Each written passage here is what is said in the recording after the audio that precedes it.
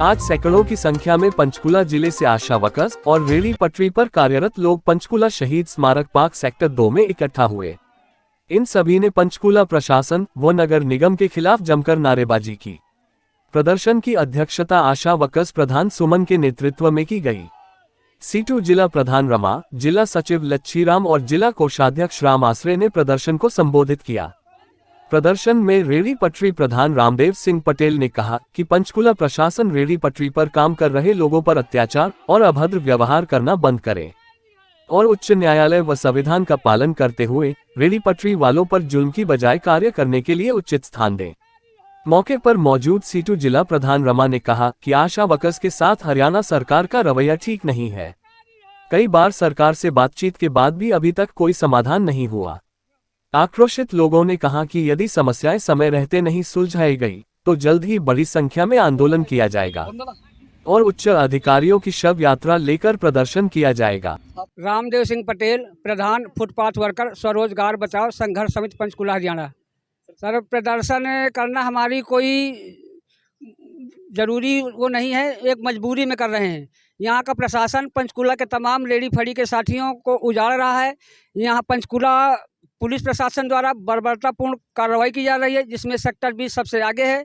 हम आपके माध्यम से यहाँ के प्रशासन से, यहाँ के जनप्रतिनिधियों से मांग करते हैं कि स्ट्रीट वेंडर एक्ट 2014 को हूबहू लागू किया जाए। 12 जून 2020 की जो हरियाणा सरकार की पॉलिसी है उसे हूबहू लागू किया जाए।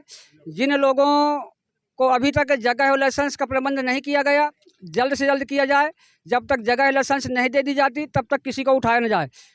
अभी कल की घटना है, नगर निगम इन्फोर्समेंट इंचार्ज पीपी सिंह एक साथी का हमारे सब्जी उठाकर चले आए। उनको हमने थाने के पास उनसे बातचीत किया तो हमारे एक साथी ने वीडियो बनाने का प्रयास किया। उस पर वो भड़क गए और हमारे साथ अभद्रता का व्यवहार किया। इस धमकी देते हुए हमें थाने के अंदर ले गए सेक्टर 20 में। वहाँ पुलिस मुलाजिम भी थे। उस दौरान हमने जब स्ट्रीट वेंडर एक्ट 2014 का, हरियाणा सरकार की पॉलिसी का, सर्वे का, आइडेंटिटी कार्ड का आदि का हवाला देने का प्रयास किया तो उन्होंने 3 बार कहा कि ये तुम्हारे सारे संविधान एक्ट सर्वे भाड़ में जाए। मैं इसको कुछ नहीं मानता।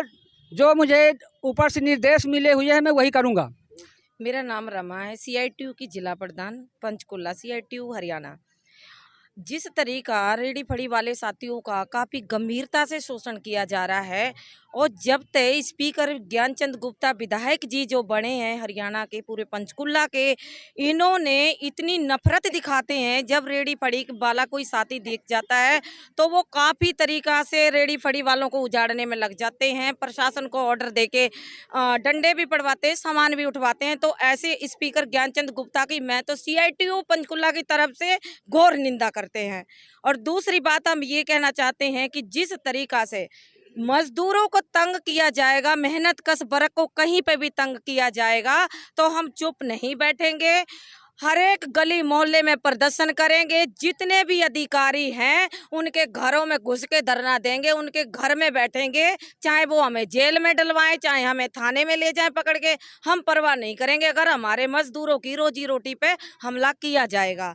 और हम दूसरी बात ये स्वास्थ्य मंत्री से, अनिल विज से भी, हरियाणा सरकार से ये अपील करना चाहते हैं, देश के माननीय प्रधानमंत्री से। 2007 में जब सरकार आई थी, 2014 में तो यही कहा था कि जब मेरी सरकार आएगी अच्छे दिन आएंगे।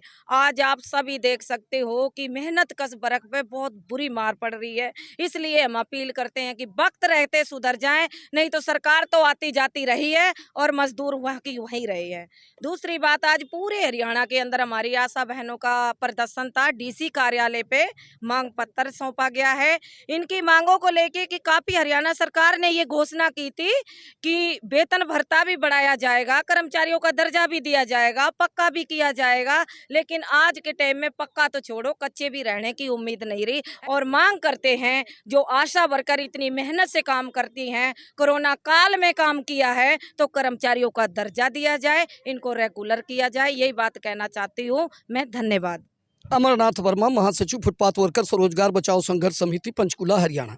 सर आशा वर्कर की बात करें या फुटपाथ वर्कर की बात करें, इनका संघर्ष, हाँ, इनका जो संघर्ष है वो आज से नहीं चल रहा, कई सालों से चल रहा है और इनकी जो समस्या है वो दिन ब दिन बढ़ती जा रही है, कम होने की बजाय बढ़ रही है। तो क्या आपका आंदोलन क्या कुछ कमजोर पड़ रहा है या सरकार कोई काम नहीं कर रही है? नहीं, हमारा आंदोलन बराबर हम मांग कर रहे हैं, हर स्तर पे अपना मांग पत्र दे रहे हैं, लेकिन सरकार उस पर कोई कार्रवाई नहीं कर रही है। और इसी ना कार्रवाई करने का रिजल्ट आपने देख ही लिया होगा कि दिल्ली एमसीडीसी में इनका सफाया और हिमाचल से सफाया हो गया है, गुजरात ये ले गए हैं बड़ी हेरा फेरी के साथ।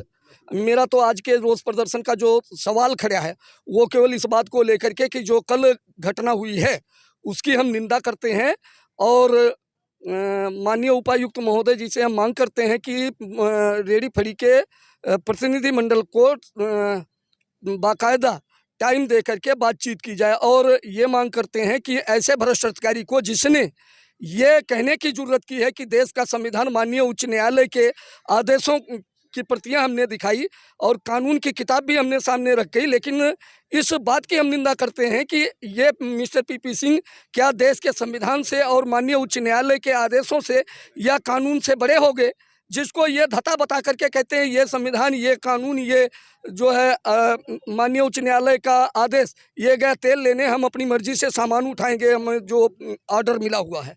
अब आप बताइए कि मैं ये पूछना चाहूँगा आपके माध्यम से, किस अधिकारी ने ये ऑर्डर इनको दिया है, किस हैसियत से दिया है कि लोगों का सामान, अभी ये साथी खड़े हैं हमारे पास गुरचरण जी, इसका पीछे 20 हेलमेट उठा लिया गया और इससे इनने मांग की कि भाई हमारे 20 हेलमेट की काउंटिंग करके रसीद हमारे अड्डे पे दी जाए। इसको रसीद नहीं दी, बड़ा शोर शराबा करने के बाद वहाँ से वो सामान लेके चले गए और उसके बाद जब ये पीछे पीछे गया तो इसको धक्के मारा गया। धक्के मारने के बाद में उन्होंने कहा कि अपना सामान, अपनी ये रसीद ले। 15 हेलमेटों की रसीद, 5 हेलमेट इसके गायब कर दिए गए। ठीक इसी प्रकार पीपी सिंह का कारनामा है, तमाम जो रेडी फड़ी पे काम करता है लोग उनका सामान उठा लेते हैं, आधा तिहा सामान देते हैं, आधा तिहा वो खा जाते हैं या ले जाते हैं, क्या करते हैं कोई पता नहीं, कोई रसीद नहीं देती। अभी संज्ञान में आया है जो हमारे 11 सेक्टर में साथी काम करते थे फुटपाथ के ऊपर, उनकी रेडियाँ वहाँ से हटा करके उनको स्थापित किया वहाँ बेंडिंग जोन में, और वो तो बेंडिंग जोन में चले गए, उनकी बेचारों की वहाँ सेल होती नहीं, लेकिन उसकी जगह पे सिराज 11 सेक्टर में सिराज जैसे लोगों का ये लियो मीडिया के कंपनी जो उसका मैनेजर है बिल्लू, वो पर्सनल तौर पे उनसे पैसे कलेक्ट करके उनको वहाँ बैठा, अनलीगल तरीके से उनको वहाँ बैठा रखा। उनके ऊपर कोई कार्रवाई नहीं होती, आम जनता का लोगों का शोषण करते हैं, लोगों का सामान उठा लेते हैं। क्या वो उनके रिश्तेदार लगते हैं? माननीय उपायुक्त महोदय जी हमारे को समय दें, हमारा प्रतिनिधिमंडल बैठ करके उनको सभी समस्याओं से अवगत कराएगा बातचीत करके, और मांग करते हैं कि पीपी सिंह को तत्काल नौकरी से हटाया जाए, नहीं तो हम आगे और बड़ा प्रदर्शन करेंगे, जिसमें मेयर साहब से भी रिक्वेस्ट करते हैं कि इसको जल्दी से जल्दी ऐसे अफसर को हटाएं जो संविधान को धता बताता है, कानून को धता बताता है, मनमर्जी करता है, लूट बाजारी जारी रखा हुआ है। इसको जल्दी हटाएं, अन्यथा हम मजबूर होकर के माननीय मेयर साहब की शव यात्रा पूरे पंचकूले में निकालनी पड़ेगी। धन्यवाद, इतना ही कहना मेरा है। मेरा नाम सुमन है जी, मैं जिला प्रधान हूँ पंचकूला से, आशा वर्कर यूनियन की। हमने बार बार ज्ञापन दिए हैं और हमारी जो स्टेट कमेटी है वो बार बार मुख्यमंत्री से भी मिली है और स्वास्थ्य मंत्री से भी मिली है। उन्होंने बार बार हमें आश्वासन दिया, कई दौर की बातचीत चली, हमारा 8 एक्टिविटी का पैसा काट लिया गया, हमें बोनस देने की बात हुई थी, ESI देने की बात हुई थी और हमारी जो बढ़ोतरी थी वो उसकी बात हुई थी। हाल ही में मिड डे मील वर्करों की डबल तनख्वाह कर दी गई है और आंगनवाड़ी और हेल्पर की भी बढ़ोतरी की गई है। पिछले 5 साल से आशा वर्करों की कोई बढ़ोतरी नहीं की गई। हमारी स्टेट कमेटी ने बार बार उनसे दौरा पे बात की, उन्होंने कहा जी आपकी फ़ाइल चली हुई है, लेकिन वो फाइल पता नहीं कौन से मंत्री के पास अटकी हुई है, इसलिए वो रिजेक्ट भी कर दी गई है वहाँ से। बार बार उसके बाद भी हमारा कोई भी कार्य नहीं हो रहा। इसके लिए आज हमारी स्टेट कमेटी ने आज पूरे हरियाणा के अंदर 10 तारीख का एक प्रदर्शन रखा है, जिससे सरकार हमारी बात को ध्यान से सुने। आने वाली 27 तारीख को NRHM पर धरना देंगे, पूरे हरियाणा वर्कर की आशा वर्कर यहाँ आएंगी और हम विधानसभा का भी घेराव करेंगे। अगर हमारी फिर भी बात को नहीं माना गया तो हम एक लंबा आंदोलन करने की तैयारी कर रही हैं।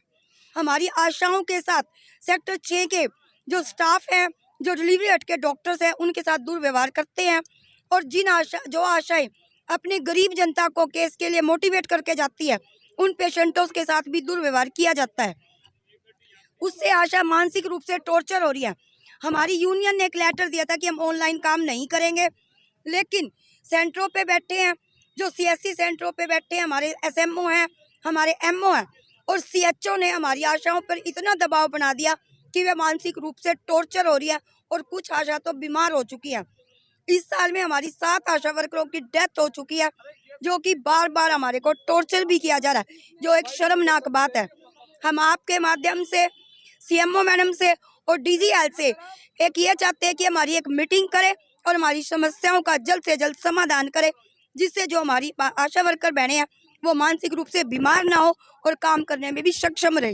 ये मैं C2 का सीनियर डिस्ट्रिक्ट वाइस प्रेसिडेंट हूँ। और ये यहाँ पे जो एक सेक्टर, यहाँ देखो कि रेडी फड़ी वाले जो लोग हैं उनको तंग किया जा रहा है। एक तरह नाजायज जिन्होंने अनऑथराइज तरीके से खरीदे हुए थे रेडी फड़ी सेक्टर 9 में, और वो उन्होंने रेडी के लिए जगह थी, उन्होंने कृषक बना लिए, नाजायज तौर पर करंट ले, और उनकी गलती से ये सारा अग्नि हुआ है, और उनको नाजायज तौर पर उनको वो दिए जा रहे हैं, जबकि असली रेडी फड़ी वाले ये आपके सामने हैं। और जो रेडी फड़ी वाले नहीं है, जो ज्ञानचंद के दल्ले हैं, उनको वो सारा दिया जाए, जो उनकी इलेक्शन में सपोर्ट करते हैं और फंड देते हैं, उन लोगों का किया जा रहा है। मेरा ये है कि वो रेडी फड़ी की मार्केट है और रेडी फड़ी के वर्कर को दिया जाना चाहिए। मेरा ये है, उनको तंग कर रहे हैं एक तरफ, ये 2 तरह की चालें नहीं चली जानी चाहिए। एक बयान में 2 तलवारें नहीं आ सकती, ये कानून ही लागू होना चाहिए। ये रेडी का लाइसेंस है तो रेडी लगनी चाहिए, और वहाँ क्यों आएगी, तो ये क्यों आए हैं, तो कैसे आए हैं, ये हमारे प्रशासन की सारी गलती है, भुड्डा वालों की गलती है, ये MC की गलती है, और जिला प्रशासन की गलती है। और ये जो उसके नजायज जो उनके दल्ले बल्ले ने उनको फ़ायदा पहुँचाने की ये बात है, और ये नहीं, मैं वही तो नहीं कहना चाहता हूँ।